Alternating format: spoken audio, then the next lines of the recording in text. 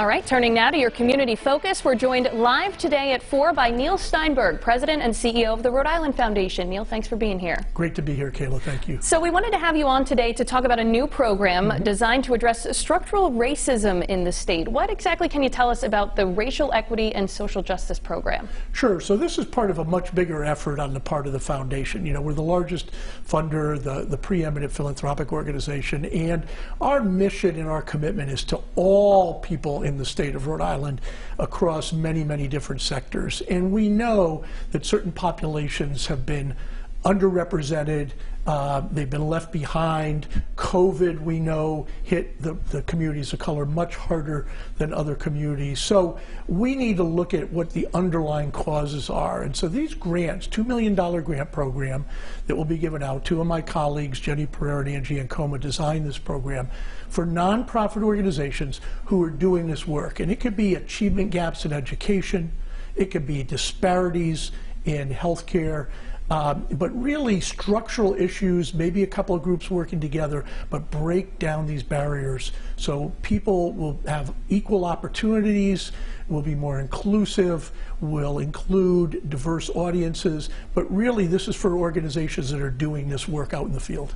And you kind of touched on this. One of the big goals of this program is about evening the playing field. Right. Exactly how does this program do that, and why is this important to do? So I'll tackle the second one. It's very important to do because we can't leave populations behind. If we do not help, if we do not support, if we do not grow in the communities of color, we're not going to have a workforce in the future if you just look at the state of Rhode Island and all the opportunities we have. So in order to do that, this program basically incents new ideas. We don't have all the answers. What we do is fund organizations that come up with innovative programs and answers. So we don't know what their programs are yet. So we're looking for them to be incented by the finances, by $2 million of grants, to come up with ways to work together to break down barriers, to address structural racism, to give equal opportunities to many people.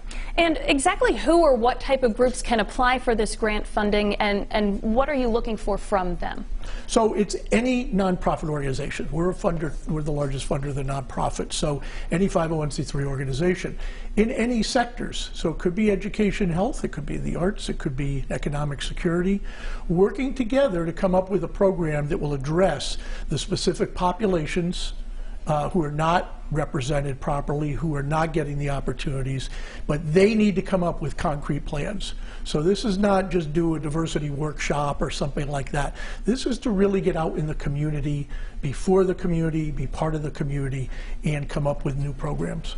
And for those who are looking to apply, how can they do so, and is there a way that they can find out a little more information about this? Sure. So you can go to our website, rifoundation.org, and on November 4th and November 17th, there'll be 2 info sessions, probably by Zoom.